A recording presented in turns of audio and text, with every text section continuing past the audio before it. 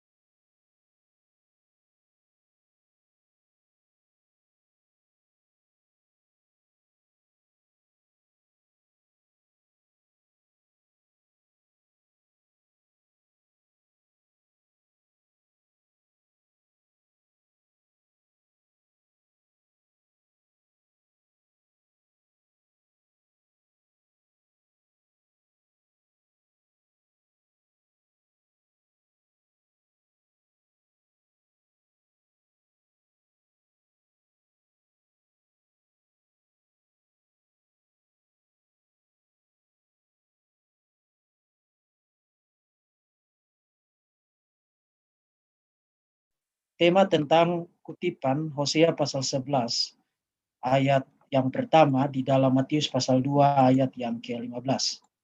Saya berharap screen saya sudah kelihatan, jadi Bapak Ibu bisa perhatikan screen saya sekarang. Nah, kenapa ini tema yang menarik bagi saya? Karena sebenarnya ini adalah topik riset untuk tesis magister saya. Apakah buku ini kelihatan di screen sekarang? Tolong konfirmasi.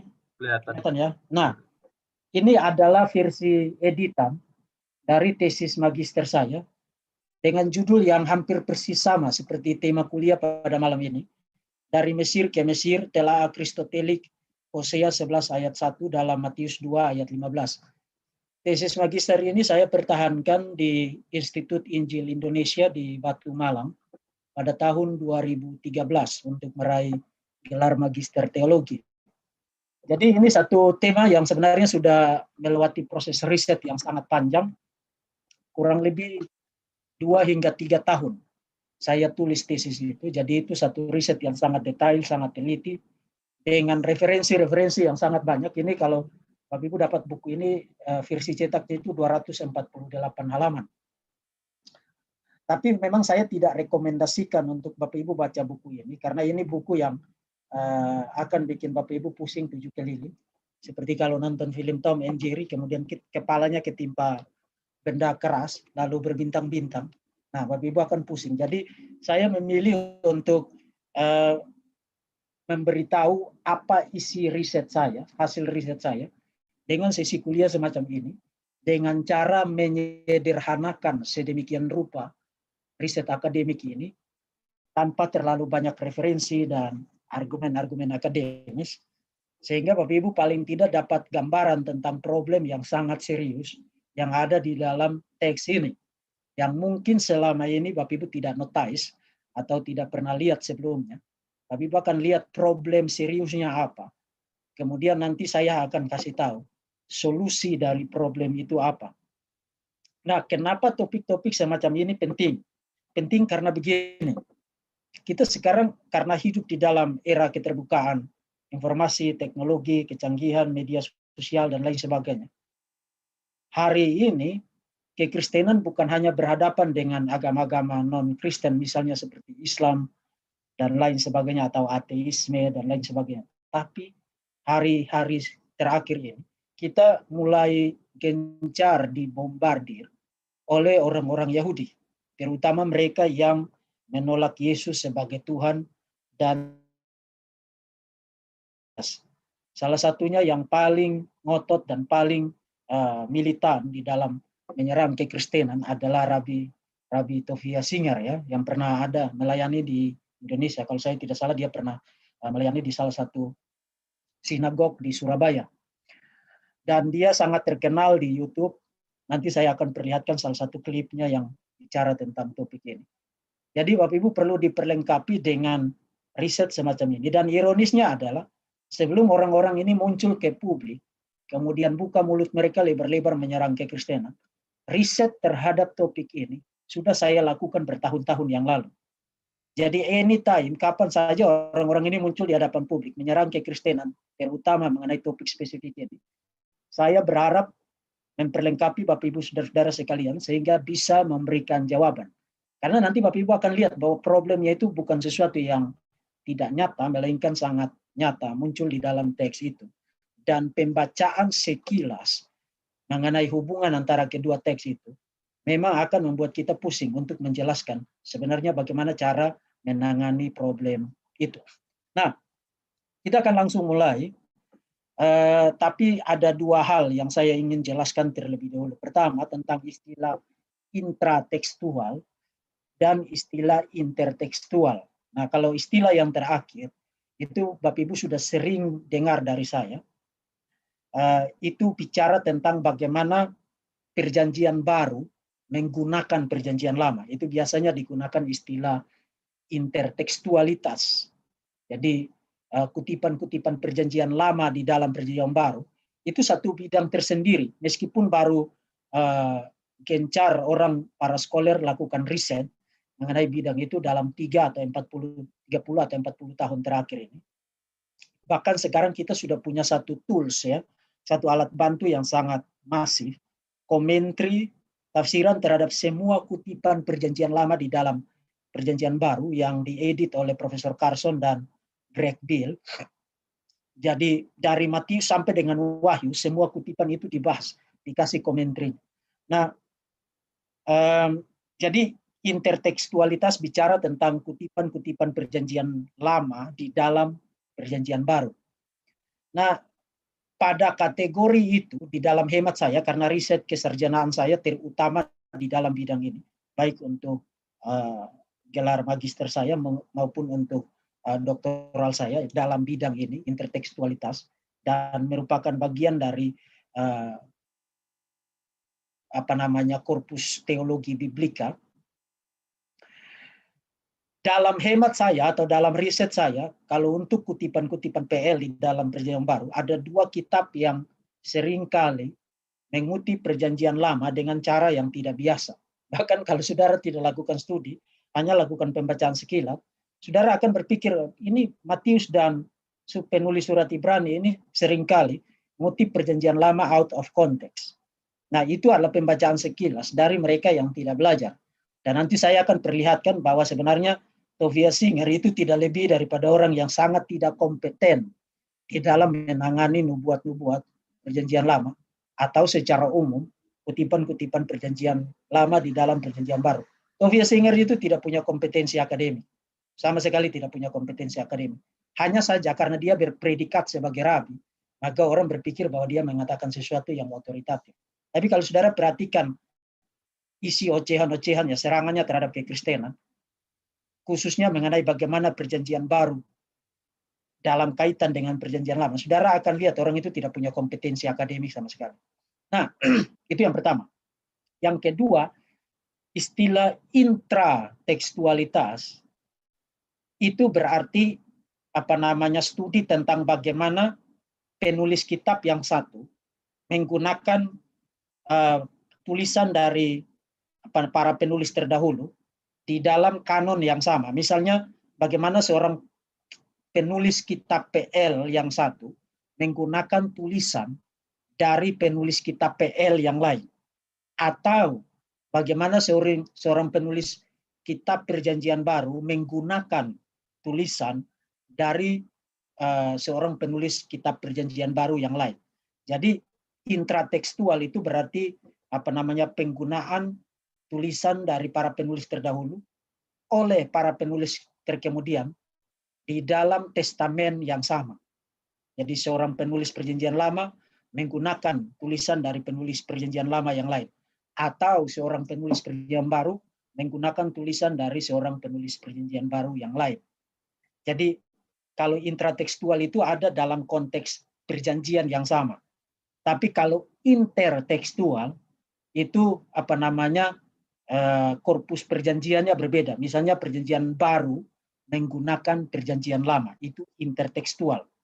Kalau intratekstual itu para penulis di dalam perjanjian yang sama atau di dalam testamentum yang sama. Nah, jadi itu adalah penjelasan ringkas dari 2 istilah yang muncul di dalam subtitle dari lecture ini. Nah, untuk penggunaan Hosea pasal 11 ayat 1 dalam Matius pasal 2 ayat 15, mari kita perhatikan teksnya. Ini di dalam Matius pasal 2 ayat 15. Ini peristiwa orang-orang Majus datang untuk membawa persembahan waktu Yesus lahir. Kemudian mereka berjumpa dengan Herodes. Kemudian Herodes merancang pembunuhan terhadap Yesus.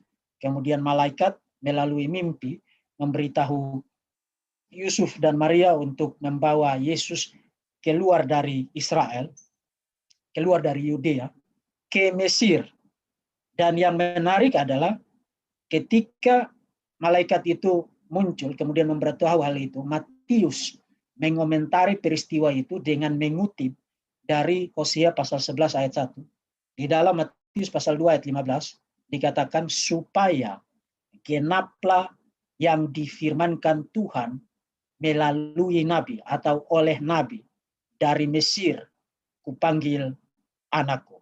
Nah, nanti saudara akan saya kasih tahu ini problemnya apa. Kutipan ini muncul di dalam Matius pasal 2 ayat yang ke-15. Dan di dalam original konteksnya Hosea pasal 11 ayat 1, ketika Israel masih muda, kukasihi dia, dan dari Mesir kupanggil anakku itu. Jadi tidak ada keraguan bahwa Matius pasal 2 ayat 15 itu isinya adalah kutipan dari Hosea pasal 11 ayat yang pertama. Nah, problemnya apa? Perhatikan, dari segi sifat kutipannya, apa yang saudara lihat di dalam Hosea pasal 11 ayat 1, itu tidak ada kesan prediktif di situ. Artinya saudara tidak dapat kesan bahwa Hosea sedang bernubuat mengenai sesuatu yang terjadi di masa depan. Malah sebaliknya, Hosea bicara secara retrospektif, artinya berbicara melihat ke belakang mengenai peristiwa Exodus yang saudara baca di dalam kitab Keluaran. Ketika Israel masih muda, kukasihi dia, dan dari Mesir kupanggil anakku itu. Artinya Hosea tidak bicara tentang apa yang akan terjadi di masa depan. Prediksi, nubuat mengenai apa yang terjadi di masa depan. Hosea sesungguhnya melihat ke belakang, kemudian dia bicara tentang Israel, disebut sebagai anakku di dalam Keluaran pasal saudara bisa baca itu di dalam Keluaran, dan Israel sebagai anak sulung Yahweh itu dibawa keluar dari Mesir. Jadi Hosea tidak bicara tentang apa yang akan terjadi di masa depan. Nah, yang menarik adalah waktu Matius ngutip itu sebagai prediksi, sebagai nubuat. Jadi Matius membaca Hosea pasal 11 ayat 1 bukan sebagai sebuah lontaran retrospektif mengenai peristiwa masa lampau pada era Exodus di dalam kitab Keluaran. Matius secara mengejutkan membaca Hosea pasal 11 ayat 1 sebagai nubuat. Malah dia katakan supaya genaplah yang difirmankan Tuhan oleh Nabi. Jadi dia membaca Hosea pasal 11 ayat 1 sebagai nubuat. Sementara kalau saudara baca Hosea pasal 11 ayat 1, saudara tidak dapat kesan nubuat di situ. Hosea bicara ke belakang, bukan bicara ke depan. Jadi itu problem yang pertama, sifat kutipan. Kemudian posisi kutipan ini juga masalah. Masalahnya adalah begini, saudara perhatikan. Dari Mesir kupanggil anakku. Nah, dari Mesir kupanggil anakku, itu Yesus dibawa keluar dari mana waktu itu? Dari Yudea, dari negeri Israel, tanah Israel, dibawa ke Mesir. Tapi teks yang dia kutip bicara tentang keluar dari Mesir. Jadi keluar dari Mesir atau dari Mesir kupanggil anakku. Jadi dari segi tempat kutipannya kelihatannya ini misplaced, salah tempat. Karena dia kutip satu teks yang bicara tentang Israel keluar dari Mesir untuk peristiwa Yesus dibawa keluar dari Israel, keluar dari Yudea. Dibawa ke Mesir. Jadi dibawa ke Mesir, tapi dia kutip satu teks yang bicara tentang dari Mesir, kupanggil anakku. Nah mungkin saudara pikir, oke, tapi kan nanti Yesus kembali lagi dari Mesir. Jadi kutipan itu sekaligus bicara tentang Yesus keluar dari Mesir. No, nanti saudara akan lihat bahwa ketika Yesus mau dibawa kembali dari Mesir, itu ada kutipannya tersendiri. Jadi kutipan ini, Hosea pasal 11 ayat 1, dimaksudkan untuk bicara tentang Yesus dibawa keluar dari Yudea, tapi problemnya adalah dia kutip dari satu teks yang bicara tentang out of Egypt, keluar dari Mesir, kupanggil anakku. Jadi pada kategori posisi kutipannya kelihatannya Matius salah ngutip ya, kira-kira begitu. Kemudian problem berikutnya adalah kalau saudara baca Hosea, siapa anak di situ? Israel. Jelas sekali, ketika Israel masih muda, kukasihi dia, dan dari Mesir kupanggil anakku itu. Jadi siapa anakku di dalam Hosea pasal 11 ayat 1? Israel, jelas sekali. Israel as a nation, sebagai sebuah bangsa. Jadi tidak bicara tentang individu tertentu di situ, tapi bicara secara kolektif. Israel secara bangsa, itu dibicarakan atau disebut dengan sebutan Maisan, anakku, di dalam Hosea pasal 11 ayat 1. Nah, waktu Matius ngutip itu, siapa anakku di dalam konteks Matius? Yesus.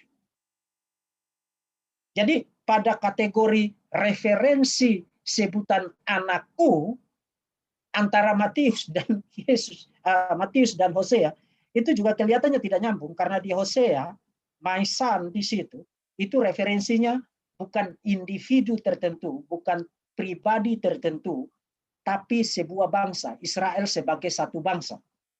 Nah, waktu Matius ngutip itu, dia tidak refer kepada Israel sebagai satu bangsa, tapi dia refer kepada figur spesifik, yaitu Yesus. Jadi anakku di dalam konteks Matius adalah Yesus, anakku di dalam konteks Hosea pasal 11 ayat 1 adalah Israel. Nah, jadi sekarang saudara sudah lihat bahwa kutipan itu punya masalah, setidaknya 3 masalah. Di dalam riset tesis magister saya daftarkan setidaknya ada 5 masalah, tapi ini 3 yang paling umum, dan ketiga problem ini yang paling sering dijadikan sebagai argumen untuk menentang reliabilitas, kehandalan penggunaan Hosea pasal 11 ayat 1 di dalam Matius pasal 2 ayat yang ke-15. Nah, dalam kaitan dengan dugaan, karena kalau saudara baca buku-buku tafsiran, bahkan para profesor penyamban, beberapa di antara mereka yang mengatakan terkait dengan posisi kutipan di problem nomor 2, beberapa di antara mereka yang mengatakan bahwa kutipan itu digunakan untuk mencakup juga peristiwa Yesus dibawa kembali dari Mesir. Jadi out of Egypt, keluar dari Mesir, itu bukan digunakan untuk pergi ke Mesir, tapi bicara tentang nanti Yesus akan dibawa kembali dari Mesir. Nah, itu adalah tafsiran yang tidak tepat. Tidak tepat, karena ini, di dalam pasal 1 sampai dengan pasal 2 Injil Matius, itu ada 5 kutipan langsung dari perjanjian lama. Yesaya pasal 7 ayat 14, dalam pasal 1 ayat 23, kemudian Mika 5 ayat 1, dalam pasal 2 ayat 6, Hosea pasal 11 ayat 1, dalam pasal 2 ayat 15, kemudian Yeremia 31 ayat 15, pasal 2 ayat 18, ini tentang Herodes membunuh anak-anak laki-laki berusia 2 tahun ke bawah.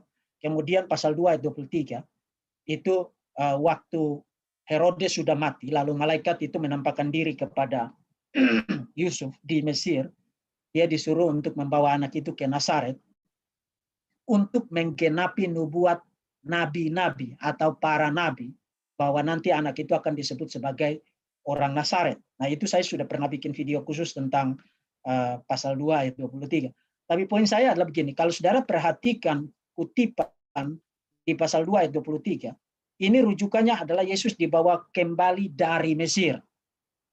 Dengan kata lain, Hosea pasal 11 ayat 1 di sini tidak dimaksudkan untuk bicara tentang peristiwa yang ada di 2 ayat 23. Karena untuk 2 ayat 23 itu sudah ada kutipannya tersendiri. Jadi tidak mungkin fungsi kutipan ini dimaksudkan untuk bicara tentang Yesus dibawa kembali dari Mesir. Dengan kata lain, problemnya tetap ada. Jadi kalau saudara beranggapan bahwa tidak ada masalah soal posisi kutipannya karena Hosea 11 ayat 1 ini dimaksudkan untuk bicara tentang nanti Yesus dibawa kembali dari Mesir. Problemnya tidak terpecahkan. Karena apa? Karena peristiwa Yesus dibawa kembali dari Mesir itu sudah ada kutipannya tersendiri. Sudah ada. Dengan kata lain, memang Hosea pasal 11 ayat 1 dimaksudkan untuk peristiwa Yesus dibawa keluar dari Yudea. Dan pertanyaannya adalah kenapa dia kutip satu teks yang bicara tentang anakku itu dibawa keluar dari Mesir untuk peristiwa Yesus dibawa keluar dari Yudea. Jadi problemnya tetap ada. Nah, saya berharap saudara sudah bisa lihat masalah dari penggunaan Hosea 11 ayat 1 di dalam Matius pasal 2 ayat yang ke-15. Nah, sekarang mari kita lihat beberapa scholar. Kalau saudara perhatikan satu artikel yang ditulis di salah satu jurnal yang bergengsi ya di dalam studi biblik ya, Journal of Biblical Literature. Artikel ini sudah terbit cukup lama, tahun 1961. Ini dari McCasland ya. McCasland bilang begini. Matius 2 ayat 15 menafsirkan kembalinya Yusuf dan Maria dengan bayi Yesus dari Mesir sebagai fulfillment, sebagai penggenapan dari Hosea 11 ayat 1. Out of Egypt I call my son. Dari Mesir kupanggil anakku. Yang di dalam original konteksnya berarti keluarnya Israel dari Mesir. Jadi dan hanya Matius yang mencatat tentang peristiwa Yesus dibawa mengungsi ke Mesir. Dan terdapat sebuah kemungkinan yang kuat bahwa keseluruhan episode itu disimpulkan, diinferensi dari kesalahpahaman terhadap Hosea pasal 11 ayat 1. Inference from the misunderstood Hosea 11:1. Nah, ini Profesor penyiar baru lah. Dan dia merasa tidak ada pilihan lain untuk berkesimpulan. Matius misquote, salah kutip Hosea pasal 11 ayat 1. Matius salah ngerti Hosea pasal 11 ayat 1. Karena Hosea pasal 11 ayat 1 bicara tentang Israel keluar dari Mesir. Sekarang Matius karena tidak ngerti apa-apa tentang Hosea pasal 11 ayat 1. Dia sembarang kutip teks itu untuk bicara tentang Yesus dibawa keluar dari Yudea ke Mesir. Jadi problem semacam ini itu bukan hanya dikemukakan oleh mereka yang menyerang kekristenan pada level gembel. Even para profesor perjanjian baru, salah satunya McCaslin yang paling terkenal, dia merasa tidak ada pilihan untuk berkesimpulan selain bahwa Matius tidak ngerti apa-apa tentang Hosea pasal 11 ayat 1. Kemudian, ini adalah rabi favoritnya para antikris. Dan dia sendiri adalah antikris, Tovia Singer. Kalau saudara tonton videonya yang ini, saya sudah screenshot. Rabbi Tovia Singer demonstrates how the book of Matthew corrupted the Jewish scripture. Rabbi Tovia Singer mendemonstrasikan bagaimana Injil Matius mengkorupsi kitab suci Yahudi.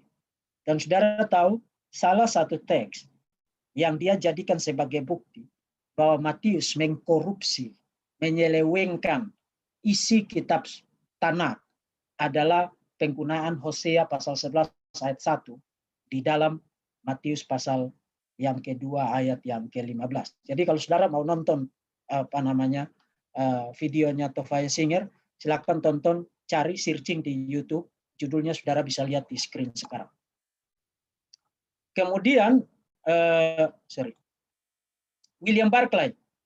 William Barclay ini sangat terkenal di Indonesia. Bukunya diterjemahkan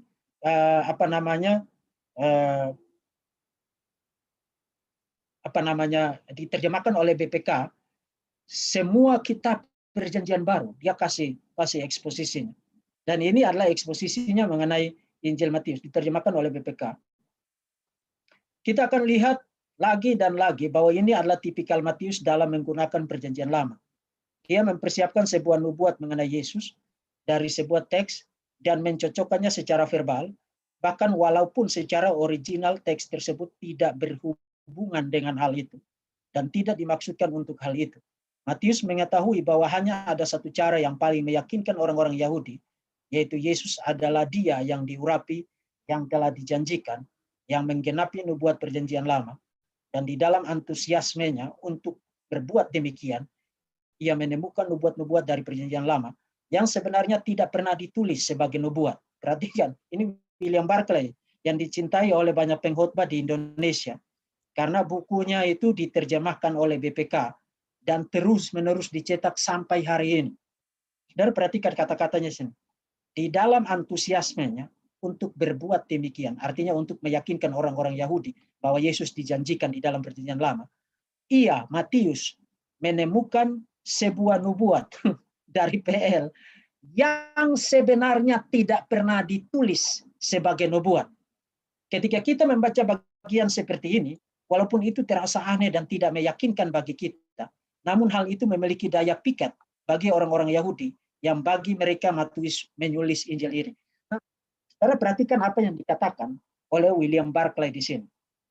Dia sebenarnya sedang mengatakan sebuah tuduhan yang sangat serius dan sangat mendegradasi kredibilitas Matius dengan kata-kata yang pintar.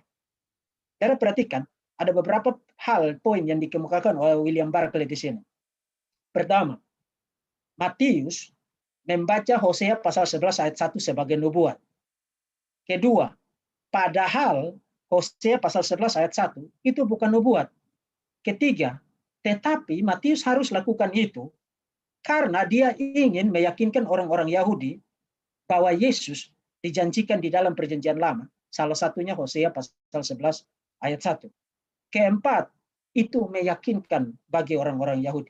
Nah, kalau saudara gunakan sedikit saja otak saudara, saudara akan lihat bahwa proposisi-proposisi itu sama sekali tidak meyakinkan. Bayangkan begini, kalau saudara orang Yahudi pada abad pertama kenal baik perjanjian lama, lalu ada seseorang namanya Matius, misquote perjanjian lama, di mana letak nilai persuasifnya, di mana letak nilai meyakinkannya bagi saudara sebagai orang Yahudi yang kenal perjanjian lama. Wong saudara yang hidup 2 milenia after Matthew, setelah Matius saja, merasa bahwa itu kesalahan, apalagi orang-orang Yahudi pada abad pertama. Saudara pikir mereka bodoh semua sehingga tidak bisa melihat kesalahan yang dilakukan Matius. Kalau memang benar Matius misquote, salah kutip Hosea pasal 11 ayat 1. Jadi secara logis saja kesimpulan William Barclay itulah kesimpulan yang tidak valid, tidak valid.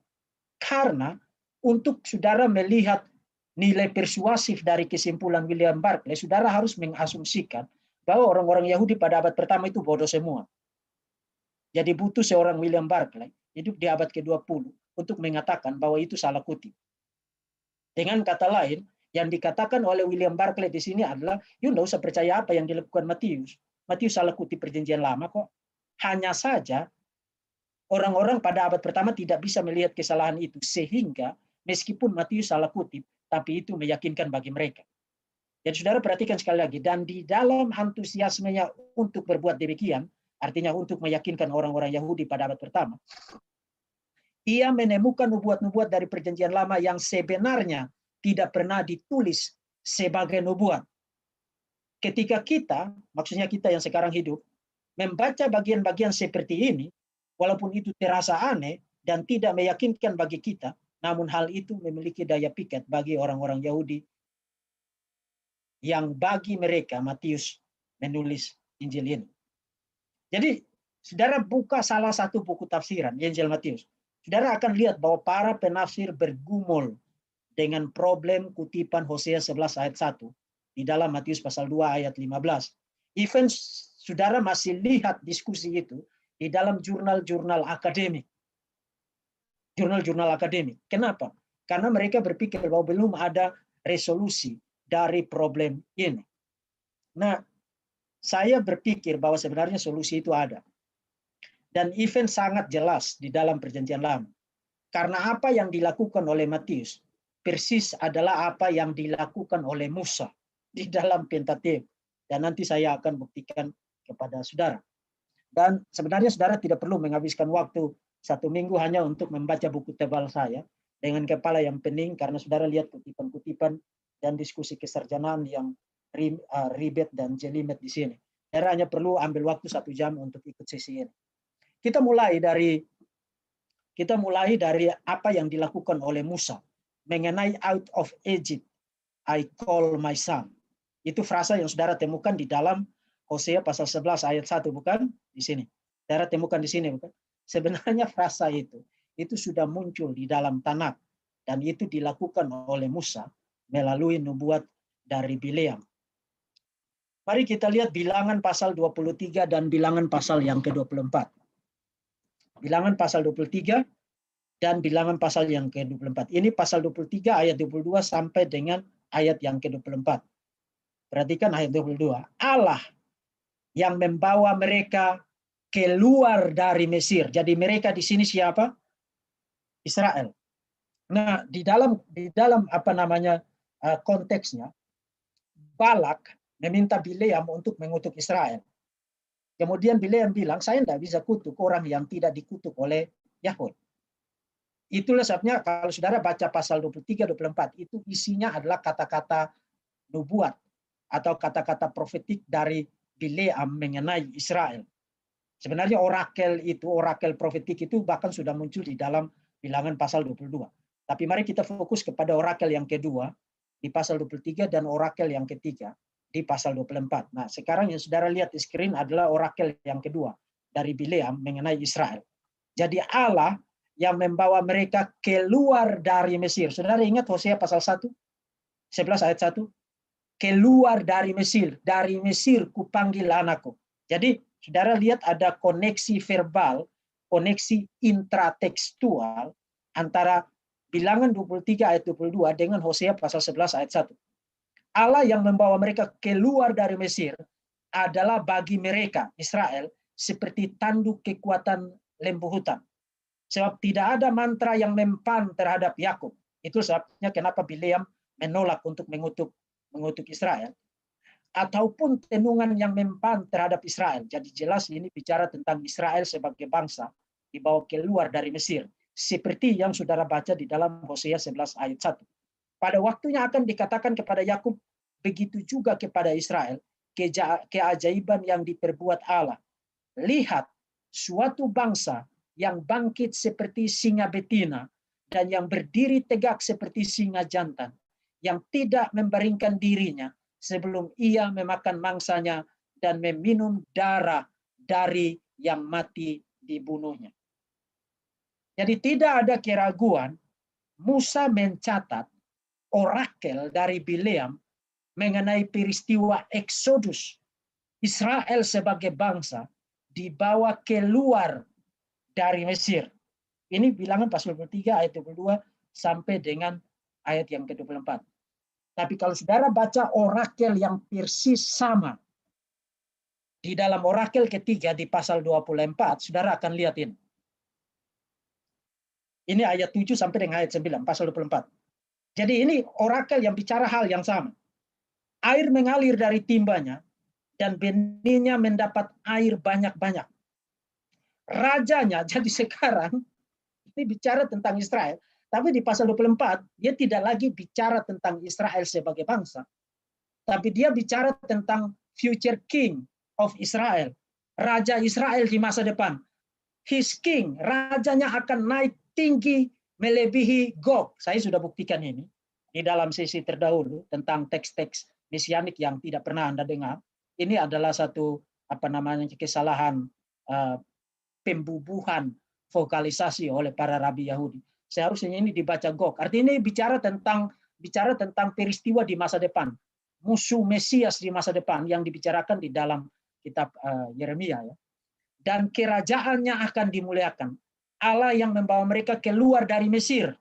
Sebenarnya kata ganti orang ketiga jamak di sini, mereka di sini. Ini adalah terjemahan yang salah. Karena di dalam bahasa Ibrani-nya itu bukan orang ketiga jamak, tapi orang ketiga tunggal. Him. Nanti saya akan perlihatkan versi terjemahan berbahasa Inggris. Allah yang membawa dia keluar dari Mesir. Jadi dia switch dari bentuk plural di pasal 23 kepada bentuk singular di pasal 24. Keluar dari Mesir. Dan itu sesuai karena dia bicara tentang his king. Jadi dia tidak bicara tentang Israel sebagai bangsa, tapi dia bicara tentang raja Israel di masa depan. Singular. Individu yang tunggal.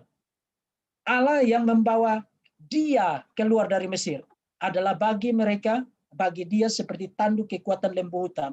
Bangsa-bangsa yang menjadi lawannya akan ditelannya habis, dan tulang-tulang mereka akan dihancurkannya, dan akan ditembaknya tembus dengan panah-panahnya. Ia meniarap dan merebahkan diri sebagai singa jantan dan sebagai singa betina. Siapakah yang berani membangunkannya? Diberkatilah orang yang memberkati engkau, dan terkutuklah orang yang mengutuk engkau. Nah, saudara perhatikan ini adalah terjemahan berbahasa Inggrisnya, karena terjemahan bahasa Indonesia agak ngaco. Indonesia baru agak ngaco. Jadi personal pronouns-nya itu tidak terlalu jelas memperlihatkan naskah bahasa Ibrani-nya. Saudara perhatikan, his buckets, his seat, kemudian his king, rajanya, kemudian his kingdom, him, God bring him forth out of Egypt. Jadi saudara perhatikan, mereka dibawa keluar dari Mesir di pasal 23 menjadi dia dibawa keluar dari Mesir di pasal 24. Kemudian he shall eat up the nations. Kemudian ini salah, ini typo di sini. He crouched, ya. Kemudian he lay down, who shall rose him up. Ya, saudara perhatikan peralihan personal pronoun, kata ganti diri, yang amazing di sini antara pasal 23 dan pasal 24. Nah, nanti saya akan jelaskan kenapa begitu. Tapi sebelum saya jelaskan, saya sudah siapkan satu tabel yang memperlihatkan perbandingan. Perbandingan antara peralihan kata ganti diri, jamak di pasal 23, dengan kata ganti diri tunggal di pasal 24.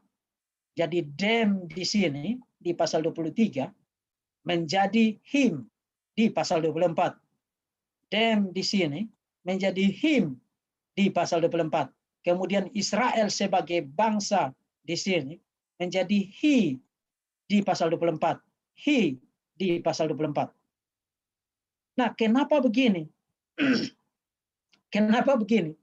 Karena Musa itu tidak seperti Tovia Singer yang tidak ngerti apa-apa. All over di Old Testament, di seluruh perjanjian lama, kalau ada waktu saya bisa perlihatkan. Para nabi perjanjian lama melihat sejarah Israel sebagai paradigm, sebagai paradigma, sebagai pattern, sebagai pola mengenai apa yang akan terjadi dengan Israel, Mesiasnya Israel di masa depan. Jadi Mesias Israel akan merekapitulasi sejarah Israel, tapi bedanya adalah apa yang merupakan kegagalan dari Israel merupakan ketaatan dari Mesiasnya Israel di masa depan. Itu sebabnya mereka tidak ada keberatan bicara tentang peristiwa sejarah Israel, terutama Exodus, keluarnya Israel dari Mesir, kemudian mengaplikasikan itu sebagai sebuah tipologi dari apa yang akan terjadi dengan Mesias di masa depan. Dan itulah sebabnya, kalau saudara baca buku-buku biblika, saudara akan ketemu banyak sekali scholar yang memperlihatkan kepada saudara bahwa Mesias itu disebut sebagai New Israel, Israel yang baru. Kenapa dia disebut sebagai Israel yang baru? Karena dia merekapitulasi, mengalami apa yang pernah dialami oleh Israel di masa lampau. Bedanya adalah apa yang merupakan failure, kegagalan dari Israel di masa lampau, merupakan kesuksesan, ketaatan dari Mesiasnya Israel di masa depan. Nah, ini yang dilakukan oleh Musa di dalam Pentateuk ketika bicara tentang peristiwa keluar dari Mesir. Jadi valid enggak apa yang dilakukan oleh Matius ketika bicara tentang Israel keluar dari Mesir, tapi dia lihat itu sebagai profesi, nubuat mengenai apa yang akan terjadi mengenai Israel Mesias di masa depan, Mesiasnya Israel di masa depan. Valid karena persis itulah yang dilakukan oleh Musa, even di dalam 2 pasal berturut-turut, di dalam Bilangan pasal 23, Bilangan pasal yang ke-24. Dan apakah valid? Pertanyaannya selanjutnya adalah apakah valid apa yang dilakukan oleh Musa? Jadi okelah, Matius terbukti meneladani Musa. Itu no question ask lagi. Karena kita sudah buktikan dari Bilangan 23-24. Tapi sekarang pertanyaan selanjutnya. Apakah valid Musa membaca sejarah Israel sebagai tipologi dari apa yang akan terjadi dengan Mesias di masa depan? Oh ya, valid. Karena apa? Karena kalau saudara perhatikan, jadi dari konteksnya ini jelas bicara tentang Mesias. Misalnya di ayat 14, Bilangan pasal 24, itu dia bicara tentang di kemudian hari, at the later days. Ini adalah satu frasa berulang di dalam perjanjian lama yang bicara tentang hal-hal yang akan terjadi ketika Mesias datang. Ini satu istilah teknis yang selalu bicara tentang masa Mesias. Ketika Mesias datang, apa yang akan terjadi. Kemudian ayat 17, aku melihat dia, singular, tetapi bukan sekarang. Not now, bukan sekarang. Aku memandang dia, tapi bukan dari dekat. Bintang terbit dari Yakub, tongkat kerajaan timbul dari Israel, dan meremukkan pelipis Moab, dan menghancurkan semua anak Set. Nah, ini bicara tentang apa? Ini bicara tentang Mesias, Raja Israel di masa depan. Dan bahkan sebelum itu, sebelum kitab Bilangan, sebenarnya hal itu telah dinubuatkan di dalam Kejadian pasal 49 ayat yang ke-9. Saudara perhatikan. Ini bicara tentang Mesias di masa depan. Di dalam konteksnya Bilangan pasal 24, tadi saya sudah quote bagi saudara. Ia meniarap dan merebakkan diri sebagai singa jantan dan sebagai singa betina. Siapakah yang berani membangunkannya? Sebelum itu, Yakub sudah bernubuat mengenai keturunan Yehuda yang tongkat kerajaan itu tidak akan beralih dari dia. Kalau saudara baca di dalam 49 ayat yang ke-10. Dan saudara lihat klausa yang persis sama. Ia meniarap dan berbaring seperti singa jantan atau seperti singa betina. Siapakah yang berani membangunkannya?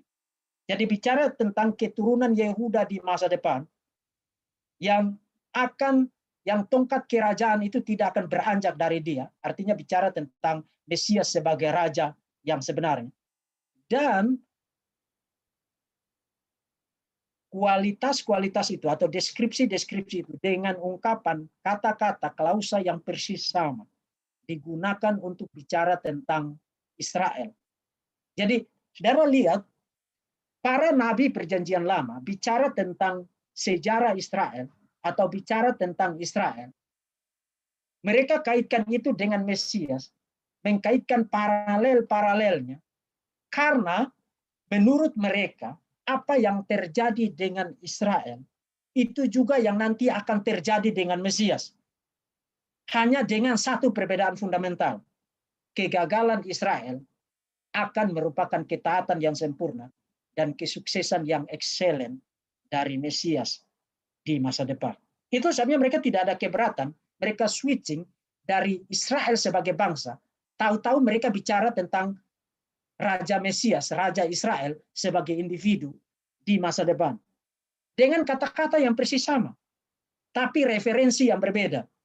Jadi mereka bicara tentang Israel sebagai bangsa, nanti tahu-tahu mereka bicara tentang Raja Israel sebagai individu di masa depan dengan deskripsi, dengan gambaran, dengan pola yang sama dengan yang terjadi di dalam sejarah Israel. Jadi apa yang dilakukan oleh Matius itu persis seperti yang dilakukan oleh Musa di dalam perjanjian lama. Jadi Matius itu tidak ngarang, tidak secara invalid seperti yang disimpulkan oleh Tobias Singer atau disimpulkan oleh William Barclay atau yang disimpulkan oleh McCaslin yang tadi saya sudah perlihatkan kutipan-kutipan dari pandangan mereka mengenai penggunaan Hosea pasal 11 ayat 1 di dalam Matius pasal 2 ayat yang ke-15. Yang dilakukan oleh Matius adalah sebuah metode membaca nubuat yang persis juga dilakukan oleh para nabi di dalam perjanjian lama. Misalnya yang dilakukan oleh Musa. Misalnya yang dilakukan oleh Musa di dalam Bilangan pasal 23, Bilangan pasal 24, dalam konteks yang sama. Israel keluar dari Mesir. Tahu-tahu dia bicara tentang Raja Israel di masa depan yang akan dibawa keluar dari Mesir. Jadi peristiwa Israel keluar dari Mesir, itu juga nanti akan terjadi dengan Raja Israel di masa depan. Dia juga akan dibawa keluar dari Mesir. Dan itu dilakukan oleh Musa loh. Nah sekarang apakah Tobias Singer akan datang ke hadapan publik, kemudian dia akan berani mengatakan kepada dunia ini bahwa yang dilakukan oleh Musa di dalam Bilangan pasal 23-24 adalah sebuah kesalahan. Jadi Musa mengkorupsi, menyelewengkan Tanakh karena dia membaca sejarah Israel sebagai tipologi, pattern, pola, paradigma dari apa yang akan dialami oleh Raja Israel di masa depan. Jadi kalau dia bersedia tidak keberatan untuk mengatakan bahwa Musa mengkorupsi Tanakh, maka dia boleh mengatakan bahwa Matius mengkorupsi Hosea pasal 11 ayat 1. Tapi kalau dia mengatakan Musa tidak mungkin mengkorupsi Tanakh, maka by the same token dengan standar yang sama, dia tidak dapat mengatakan Matius menyelewengkan Hosea pasal 11 ayat 1. Kenapa? Karena yang dilakukan oleh Musa di dalam Bilangan pasal 23-24, itulah juga yang persis dilakukan oleh Matius ketika membaca Hosea pasal 11 ayat 1. Jadi itu adalah pembacaan yang valid, even di dalam eksegesisnya yang Yudaisme Rabini. Saudara bisa temukan eksegesis semacam itu misalnya di dalam Exodus Rabbah dan literatur-literatur yang lain. Jadi itu satu metode eksegesis Yahudi kuno yang well known pada masa itu. Itu sebenarnya saudara tidak menemukan literatur Yahudi abad pertama, abad kedua, dan seterusnya yang menuduh Matius mengkorupsi Jewish Scriptures seperti yang dituduh oleh Tobias Singer yang hidup di abad yang ke-21 ini.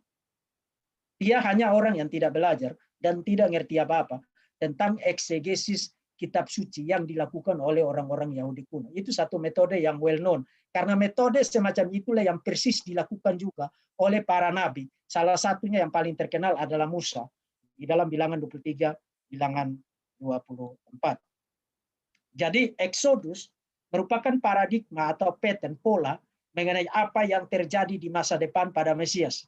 Mesias akan merekapitulasi sejarah Israel. Apa yang merupakan kegagalan Israel akan digenapi dengan ketaatan yang sempurna dari Mesias. Matius melakukan persis seperti yang dilakukan Musa di dalam Bilangan 23, Bilangan 24. Jadi kalau saudara berhadapan atau berhadapan dengan Tovai Singer, kalau dia berkesimpulan begitu, kasih tahu dia, kalau you tidak keberatan mengatakan Musa mengkorupsi Tanak, maka you boleh mengatakan Matius mengkorupsi Hosea. Tapi kalau you tidak bersedia berkesimpulan Musa mengkorupsi Tanak, maka shut up. Karena itu hanya membuktikan kamu tidak kompeten di dalam belajar tentang profesi, nubuat di dalam Tanak. Nah, sekarang mari kita kembali ke Matius pasal 2 ayat 15. Jadi soal validitas penggunaan Hosea pasal 11 ayat 1, itu kita sudah buktikan, itu sesuatu yang valid. Itu satu metode eksegesis Yahudi yang well known pada abad pertama, sebelum abad pertama, even di dalam Tanak, misalnya yang dilakukan oleh Musa di dalam Bilangan 23-24, itu valid. Tapi sekarang mari kita perhatikan lagi, masih ada dua problem yang tadi. Matius ngutip peristiwa keluar dari Mesir untuk dia rujuk kepada peristiwa Yesus dibawa ke Mesir, keluar dari Yudea. Jadi masih ada problem tentang posisi kutipannya yang tadi saya perlihatkan kepada saudara-saudara sekalian. Nah, perhatikan satu kali lagi apa yang dilakukan oleh Matius di sini. Hal itu terjadi, hal apa? Hal Yesus dibawa keluar dari Yudea. Jadi hal Yesus dibawa keluar dari Yudea terjadi supaya genaplah yang difirmankan Tuhan oleh Nabi. Dari Mesir kupanggil anakku. Nah, untuk saudara lihat apa yang dilakukan oleh Matius di sini, saudara perlu perhatikan beberapa hal. Karena Matius pasal 1, pasal 2, itu saudara akan lihat paralel demi paralel antara peristiwa kelahiran dan masa kanak-kanak Yesus dengan peristiwa Israel di Mesir. Dan akan lihat paralel, sama seperti Firaun, raja pagan itu, memerintah atas Israel. Herodes juga adalah seorang raja pagan yang sedang memerintah Israel. Sama seperti Firaun, raja pagan itu, berupaya memusnahkan Israel, membunuh anak laki-laki Israel, Herodes juga berupaya membunuh raja Mesiasnya Israel dengan memerintahkan pembunuhan terhadap anak-anak laki-laki pada usia 2 tahun ke bawah. Jadi saudara lihat paralel demi paralel. Dengan kata lain, kalau saudara baca Matius pasal 1, pasal 2, saudara harus berkesimpulan bahwa Matius sedang memparalelkan antara Herodes dan Firaun di dalam kitab Keluaran. Itu satu kesimpulan yang sudah diperlihatkan oleh banyak scholar. Jadi kita tidak perlu terlalu banyak argumen di situ. Tapi masalahnya adalah Firaun memang memerintah di Mesir. Tapi Herodes memerintah di Israel, di tanah Yudea. Jadi kenapa sekarang Matius menggunakan satu teks, keluar dari Mesir, out of Egypt, I call my son. Nah, untuk lihat alasan kenapa Matius mengutip teks itu dan mengaplikasikannya pada peristiwa Yesus dibawa keluar dari Yudea, saudara perlu ajukan pertanyaan ini. Pada waktu Yesus lahir, siapa yang ada di pihak Herodes? Siapa yang ada di pihak Herodes? Yang ada di pihak Herodes, kalau saudara baca Matius pasal 2 ayat 1 sampai dengan 6, adalah seluruh Yerusalem termasuk para pemimpin Yahudi. Seluruh Yerusalem termasuk para pemimpin Yahudi. Nah, kalau saudara baca peristiwa itu, Matius pasal 2 ayat 1 sampai 6, yang saudara lihat adalah kepada siapa Herodes nanya tentang nubuat mengenai kelahiran Mesias di masa depan. Kepada para pemimpin Yahudi. Lalu apa urusan para pemimpin Yahudi ngasih tahu nubuat itu kepada Herodes? Karena mereka sendiri tidak expect bahwa Mesias akan lahir. Mereka tidak expect itu. Pada masa itu, Mesias akan lahir pada masa itu. Even kalau saudara baca perjanjian lama, saudara akan ketemu terutama Yesaya yang banyak bicara tentang tema New Exodus. Misalnya kalau saudara baca Yesaya pasal 53, siapakah yang percaya kepada berita yang kami dengar? Dan kepada siapakah tangan kekuasaan Tuhan? Ini satu istilah yang merupakan nama lain dari Mesias. Tangan kekuasaan Tuhan dinyatakan. Sebagai taruk ia tumbuh di hadapan Tuhan. Jadi ini bicara tentang Mesias. Dan Hosea menubuatkan bahwa ketika Mesias lahir, Israel akan menjadi bangsa yang bebal, punya telinga yang tuli, hati yang berkeras, dan bersikeras untuk menolak, reject, secara willful, secara sengaja, willingly, sukarela, mereka akan menolak Mesias. Jadi itu bahkan sudah dinubuatkan di dalam perjanjian lama. Jadi Israel akan menjadi bangsa yang murtad, bangsa pemberontak, bangsa yang ignoran ketika Mesias lahir. Itulah sebabnya di dalam Yesaya pasal 53 ketika bicara tentang Mesias, Yesaya bilang, siapa yang akan percaya kepada pemberitaan kami? Israel akan menjadi bangsa yang tidak percaya, bangsa yang murtad ketika Mesias lahir. Tidak heran mereka ada di pihak Herodes, termasuk para pemimpin Israel, para pemimpin agama pada masa itu. Mereka ada di pihak Israel, ada di pihak Herodes. Lalu siapa yang ada di pihak Yesus? Yang ada di pihak Yesus adalah orang-orang kafir, para orang Majus yang datang dari negeri kafir. Mereka lah yang datang untuk membawa persembahan dan menyembah Yesus. Dengan kata lain, yang dilakukan oleh Matius di sini adalah apa yang disebut dengan ironi. Secara ironis, Israel pada masa Mesias lahir adalah seperti Mesir di dalam perjanjian lama. Yang bukan hanya mewarisi karakter tegar tengkuk dan penolakan kemurtatan terhadap Yahweh, terhadap Tuhan, bukan hanya itu, tapi persis seperti pada masa Israel di dalam perjanjian lama dipimpin, diperintah oleh seorang raja pagan, demikian juga sekarang Israel diperintah oleh seorang raja pagan. Dan seluruh Israel telah menjadi murtad secara sukarela menolak Mesias pada saat Mesias lahir. Jadi bukan hanya Herodes yang diparalelkan dengan Firaun, tapi Israel sebagai bangsa sekarang diparalelkan dengan Mesir. Jadi apakah aneh Matius mengutip satu teks yang bicara tentang out of Egypt I call my son, keluar dari Mesir.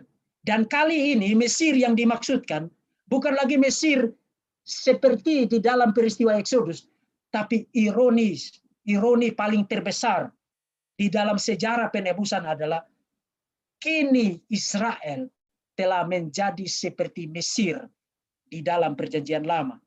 Dan out of Egypt, keluar dari Mesir, yang tidak lain adalah Israel, Yudea, tanah kelahiran Mesias. Keluar dari Mesir, kupanggil anakku. Nah mungkin saudara pikir, itu kan tafsiranmu sendiri. Masa sih Matius memandang ya Yerusalem, Israel dan Yudea paralel dengan Mesir? Oh no, itu bukan tafsiran saya sendiri.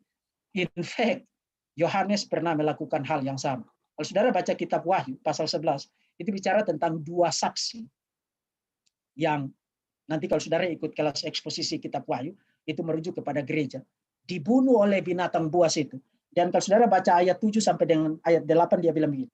Dan apabila mereka telah menyelesaikan kesaksian mereka tentang two witness itu, dua saksi itu, maka binatang yang muncul dari jurang maut akan memerangi mereka, dua saksi itu, memerangi gereja, dan mengalahkan serta membunuh mereka. Jadi gereja mengalami aniaya, dibunuh, dan mayat mereka akan terletak di atas jalan raya Great City, kota besar itu, yang secara rohani disebut Sodom dan Mesir. Nah, saudara pause dulu sampai di situ. Sodom dan Mesir itu adalah sebutan simbolik dari Great City, kota besar. Nah, kota besar yang dimaksudkan di sini kota apa? Saudara tidak perlu nebak, karena saudara hanya perlu membaca klausa selanjutnya, di mana juga Tuhan mereka disalib. Jadi bicara tentang penindasan, pembunuhan, dan kematian gereja to witness di Great City, kota besar. Mereka mengalami penganiayaan, pembunuhan di kota besar. Dan kota besar itu disebut sebagai Sodom dan Mesir, dua kota terjahat di dalam perjanjian lama. Dan kota besar itu adalah kota di mana Tuhan mereka disalib. Pertanyaan, di mana Tuhan mereka disalib? Di kota mana Tuhan mereka disalib? Yesus disalib. Yerusalem, di Israel. Israel membunuh Tuhannya sendiri, membunuh Mesiasnya sendiri. Dan karena itu perjanjian baru, para penulis perjanjian baru memparalelkan Israel pada masa Yesus dengan Sodom dan Mesir. Dan itulah juga yang dilakukan oleh Matius. Sehingga dia mengutip dari Hosea pasal 11 ayat 1. Out of Egypt I call my son. Israel telah menjadi Mesir dan telah menjadi seperti Sodom di dalam perjanjian lama. Dan dari Mesir, keluar dari Mesir itu, yang tidak lain adalah Israel, yang tidak lain didiami oleh orang-orang Yahudi, yang di dalam perjanjian lama tidak lain adalah umat perjanjian. Mereka telah menjadi murtad, telah menjadi jahat, bangsa pemberontak, menolak Tuhan mereka. Out of Egypt I call my son. Jadi apakah Matius salah ngutip perjanjian lama? No. Apakah Matius secara tidak sah menggunakan Hosea pasal 11 ayat 1? No. Apakah Matius secara salah menempatkan kutipan dari Hosea pasal 11 ayat 1 ketika Yesus keluar dari Yudea, dari Israel? No, tidak salah. Karena dalam pandangan Matius, pandangan para perjanjian, para penulis perjanjian baru, Israel dan orang-orang Yahudi telah menjadi sama, tidak ada bedanya dengan Firaun di dalam perjanjian lama, Mesir di dalam perjanjian lama. Mereka tidak ada di pihak Mesias, mereka ada di pihak Firaun yang pada masa itu adalah Herodes, seorang raja pagan. Dan karena itu keluar dari Mesir, keluar dari Israel, keluar dari Yudea yang dipimpin oleh Herodes yang tidak lain paralel dengan Firaun di dalam perjanjian lama. Out of Egypt I call my son. Saudara bisa lihat poinnya sekarang? Kalau saudara sudah bisa lihat poinnya sekarang, bersyukur kepada Tuhan. Karena Tuhan telah memfirmankan firman-Nya dengan sangat brilian.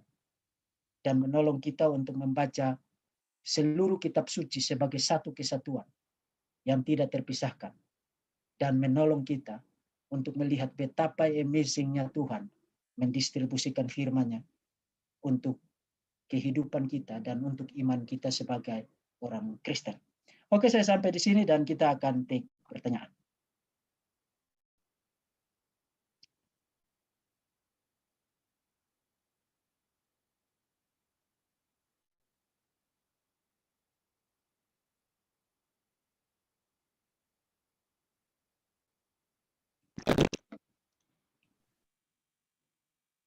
Oh, oke Pak Andre.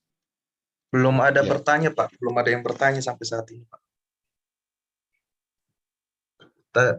Maka saya yang akan bertanya ke Pak Diki kalau begitu. Ya, nanti Tadi Pak Diki sampai 21.15 atau enggak sampai 21.30 ya Pak Diki? Iya, pokoknya berkisar itulah. Ya, jadi karena belum ada yang bertanya, saya yang akan bertanya Pak Diki. Tadi kan jelas bahwa Israel telah menjadi Mesir, ya, yang gambaran itu. Namun mengapa Tovia Singer begitu kesulitan memahami hal ini, Pak Diki? Dan tafsiran ini kan bukan hal yang baru, dan pasti ada para scholar yang sudah menyatakan ini. Namun kenapa mereka tidak mau melihat hal itu, Pak Diki? Sebagai suatu, setidaknya walaupun tidak menerima tafsiran yang seperti itu, Pak. Oke. Alasannya banyak ya, terutama alasan teologis, karena memang mereka ada dalam kondisi kebutaan spiritual, persis seperti orang-orang Yahudi pada abad pertama, yang secara tepat diparalelkan oleh Matius dengan Mesir di dalam perjanjian lama. Jadi fenomena Tovia Singer itu bukan fenomena baru. Bahkan itu sudah dinubuatkan di dalam perjanjian lama. Saudara baca Yesaya pasal 6, saudara baca Yesaya pasal 53. Yang saudara temukan adalah ketika Injil, istilah Injil itu muncul di dalam kitab Yesaya ya, pasal 40 dan seterusnya. Ketika Injil diberitakan, kemudian muncul Mesias, Israel akan menjadi bangsa tegar tengkuk. Mereka mendengar tapi tidak mendengar. Mereka melihat tapi mereka tidak menanggap, tidak mengerti, hatinya bebal dan lain sebagainya. Itu gambaran di Yesaya pasal 6. Bahkan kalau saudara perhatikan, yang menarik di situ adalah Yesaya menggunakan metafora organ-organ tubuh yang malfunction. Jadi punya telinga tapi tidak mendengar alias tuli, punya otak di kepala tapi tidak mengerti, punya hati tapi bebal, tidak move, tidak tergerak. Jadi itu bicara tentang organ-organ tubuh, tapi malfunction, tidak berfungsi. Jadi mereka seperti makhluk hidup, tapi tidak berfungsi sebagaimana makhluk hidup. Karena telinganya tidak bisa mendengar, otaknya tidak bisa mengerti, hatinya itu bebal. Digunakan untuk menolong kita mengkaitkan kondisi spiritual Israel dengan para berhala. Saudara lihat patung-patung berhala itu punya bentuk shape yang persis seperti manusia, tapi tidak berfungsi seperti manusia. Itulah gambaran dari spiritualitas Israel. Jadi mereka bukan hanya telah menyembah berhala, tapi mereka menjadi seperti berhala. Kalau saudara baca satu buku yang sangat excellent dari Profesor Greg Bill, dia tulis buku berjudul We Become What We Worship. Kita menjadi seperti yang kita sembah. Jadi kalau saudara menyembah berhala, saudara bukan hanya melakukan penyembahan berhala. Lama-kelamaan saudara akan menjadi persis seperti berhala yang saudara sembah. Kita menjadi seperti yang kita sembah. Nah, Israel menjadi seperti yang dia sembah, yaitu para berhala. Itu sebabnya mereka menjadi bangsa yang murtad dan menolak Tuhan. Itu alasan teologisnya. Alasan lainnya adalah ya karena kalau you sudah menolak Yesus sebagai Mesias dan sebagai Tuhan, maka you harus cari-cari alasan untuk terus-menerus menolak dan menentang.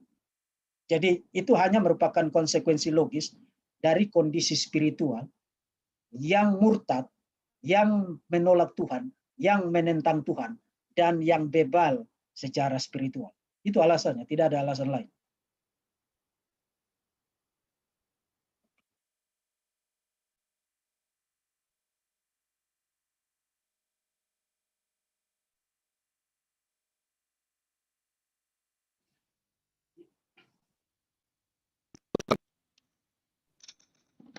Tidak ada, Pak. Bro, Kayaknya ditutup aja, Pak.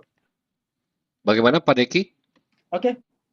Masih ada, Pak. Masih ada satu pertanyaan, ada di Pak John. Silakan. Ada satu, baik. Pak. Satu pertanyaan Silakan. dari Pak Budi.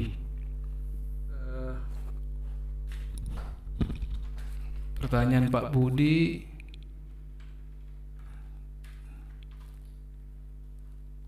orang Israel sudah banyak yang kembali ke Israel seperti yang dinubuatkan dalam kitab suci. Apakah ini berarti sudah akhir zaman? Waktunya Tuhan Yesus akan datang kembali? Ya, pertanyaan tentang akhir zaman itu sudah ditanyakan sangat lama. Even pada masa Yesus sendiri, para murid sudah bertanya, kapan ini semua akan terjadi? Dan setiap kali terjadi sesuatu, orang langsung segera berhubung. Oh, ini sebentar lagi Yesus akan datang kedua kali, akan terjadi kiamat. Dan terbukti bahwa spekulasi-spekulasi semacam itu tidak adalah spekulasi yang gagal, ya. Nah, yang saya mau bilang itu begini, jangan terobsesi dengan jawaban dari pertanyaan itu. Karena sejarah sudah membuktikan bahwa obsesi terhadap jawaban dari pertanyaan itu kemudian itu tidak hanya berhenti sampai di situ, mendorong orang untuk menjadi ngaco, mulai menentukan kapan Yesus datang, tanggal berapa, jam berapa, bulan berapa, tahun berapa. Bahkan pernah di dalam sejarah, karena mereka sudah sangat yakin bahwa Yesus akan datang tanggal sekian, jam sekian, tahun sekian, bulan sekian, mereka tinggalin pekerjaan mereka, tinggalin keluarga mereka, pergi ngumpul di satu tempat, kemudian berdoa, bernyanyi, kemudian menantikan kapan Yesus itu datang. Jadi betul kita percaya janji firman Tuhan Yesus akan datang dan itu pasti akan terjadi. Kapan itu akan terjadi? Itu bukan urusan kita. Itulah sebabnya bahkan Yesus sendiri sudah tahu bahwa akan ada obsesi semacam itu yang akan dimiliki oleh para pengikutnya. Itu sebabnya bahkan kalau saudara baca kitab Injil, Yesus sendiri bilang tentang hari dan waktunya anak pun tidak tahu. Nah, Yesus sendiri mengatakan anak pun tidak tahu. Jadi kita tidak usah berspekulasi tentang kapan Yesus akan datang, menduga-duga, kemudian memberikan jawaban. Padahal sebenarnya itu tidak diizinkan oleh kitab suci untuk kita membuat jawaban yang demikian. Kita percaya Yesus pasti akan datang. Kapan dia datang itu bukan urusan kita. Urusan kita adalah hidup sebagaimana yang Tuhan inginkan dan menjalankan tugas mandat dari Tuhan untuk pemberitaan Injil, melayani pengantin Kristus sebaik mungkin dan berupaya supaya pekerjaan Tuhan tersebar luas.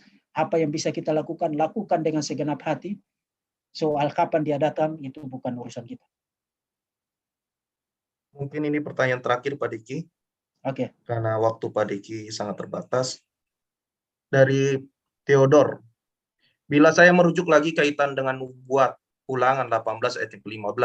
Seorang nabi dari tengah-tengahmu, dari antara saudara-saudaramu sama seperti aku dan dibangkitkan bagimu oleh Tuhan Allahmu.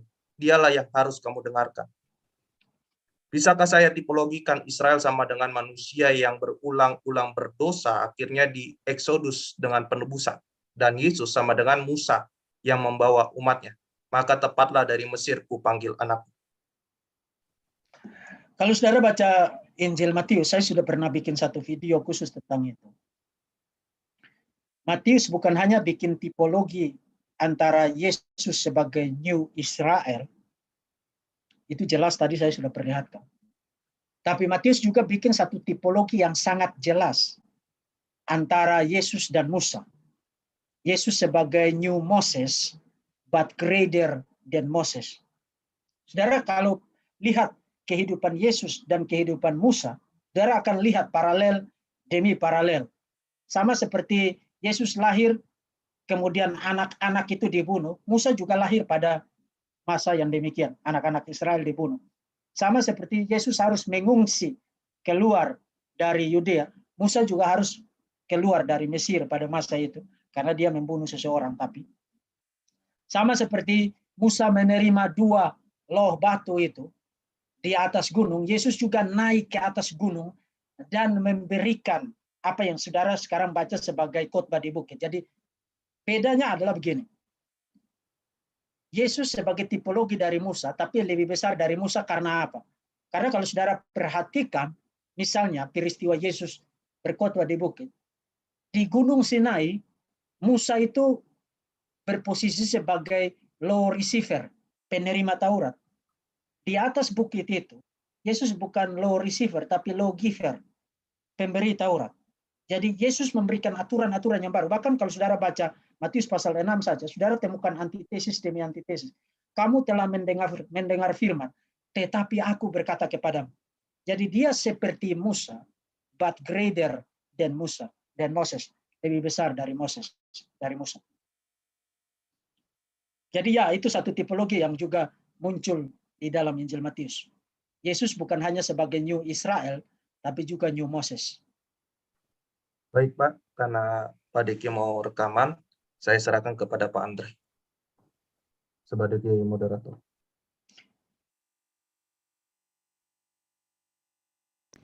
Sudah selesai, karena pertanyaan juga sudah terakhir tadi.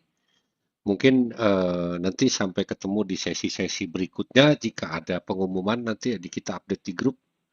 Sebelum ditutup, Pak Rino boleh silakan dipimpin doa penutup, Pak. Pak John mau nyanyi dulu tadi? Oh, Pak John mau nyanyi dulu? Pak John? Baik, Pak. Oke, siap. Oke, Pak.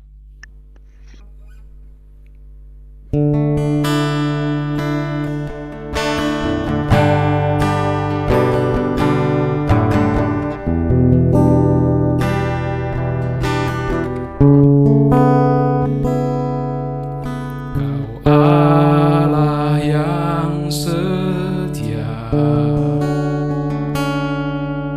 Bapa yang mulia, kasih-Mu besar Tuhan. Kau pulihkan hidupku, Kaulah harapanku, hidupku dalam-Mu. Terima kasih Tuhan, Kau selamatkan hidupku. Dengan apa kan ku balas segala kebaikan-Mu? Segenap hatiku menyembah-Mu Yesus, ku bersyukur padamu. Dengan apa kan ku balas segala kebaikan-Mu? Segenap hatiku menyembah-Mu Yesus, ku bersyukur padamu selamanya.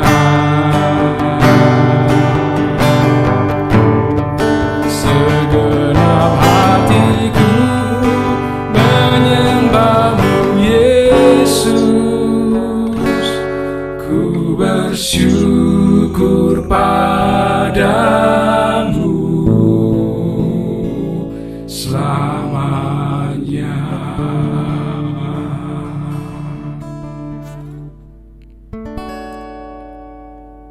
Mari kita satu di dalam doa, kita berdoa. Hanya satu yang kami bisa katakan kepada Engkau, terima kasih Tuhan Yesus. Terima kasih untuk waktu, terima kasih untuk kesempatan pada saat ini. Terima kasih untuk semua yang sudah Engkau lakukan bagi kami. Terima kasih untuk semua yang sudah Engkau siapkan dan berikan kepada kami. Amin. Tinggal kami menjalani kehidupan ini dengan percaya penuh kepada Engkau. Terima kasih untuk pengajaran pada malam hari ini. Kami berdoa untuk Pak Deki. Kami bersyukur Engkau terus memakai Pak Deki ya Bapa sebagai alat kemuliaan-Mu kemanapun, dimanapun, kapanpun. Dan kami percaya dari perkataan yang keluar dari mulut Pak Deki, semua bersumber dari Roh Kudus dan akan memberkati lebih banyak orang lagi. Bukan hanya di Indonesia. Kami katakan lebih luas sampai ke seluruh dunia. Semua buku yang dibuat oleh Pak Diki, ditulis oleh Pak Diki, itu akan makin terus disebarkan kepada banyak orang. Dan kami percaya melalui channel Verbum Veritatis dan juga dari channel SCT Rai official, kami percaya semua itu orang yang mendengarkan itu akan terus makin diberkati dan makin kuat percaya penuh kepada Engkau. Kami percaya itu. Berkati kehidupan Pak Deki Bapak. Kami memberkati SCT Rai yang Amin. saat ini sedang dalam pembangunan fisik. Ya. Kami katakan semua kebutuhan, semua yang diperlukan, kami katakan cukup bahkan berlimpah. Dan kami katakan juga, Engkau akan mengirimkan orang-orang. Kami percaya Bapak, Engkau tidak akan membiarkan Pak Deki sendirian. Engkau mengirimkan orang-orang yang akan membantu Pak Deki. Dan Engkau akan mengirimkan mahasiswa yang siap dibentuk. Bahkan para orang-orang yang akan terus menjadi penopang bagi Pak Deki secara dana, Engkau kirimkan lebih banyak lagi. Dalam nama Tuhan Yesus, dan akan terbuka kerjasama dengan pihak-pihak lain, bukan hanya Indonesia, tapi seluruh dunia. Dengan caramu Bapa, kami percaya Engkau akan angkat STT Rai, Engkau angkat pelayanan Pak Deki di dalam nama Tuhan Yesus. Beri Pak Deki kesehatan, kedua anaknya sehat, istri menopang, istri membantu, dan mensupport Pak Deki. Kami percaya dengan iman itu akan terjadi, tidak dalam waktu yang lama, terjadi dalam nama Tuhan Yesus. Amin. Kami semua juga diberkati dengan pengajaran ini, terus kami diingatkan, kami harus terus belajar, kami tidak boleh diam, dan kami mendiamkan apa yang sudah kami tahu. Kami harus belajar dan membagikan kepada banyak orang. Terima kasih, kami akan istirahat, berpisah. Tetap beri kami istirahat yang terbaik, berkualitas, dan besok kami bangun dengan urapan dan berkat-berkat yang baru. Jaga kami, selanjut kegiatan dari Pak Deki kami berkati di dalam nama Tuhan Yesus, semuanya lancar, pengambilan gambar, video, semua lancar, tidak ada kendala. Di dalam nama Tuhan Yesus. Kami akhiri pengajaran ekstra kami malam hari ini. Di dalam nama Tuhan Yesus kami berdoa. Amin. Terima kasih Pak Deki. Tuhan berkati. Tuhan berkati. Terima kasih Pak Deki. Ada Pak Jeffrey dari Papua juga.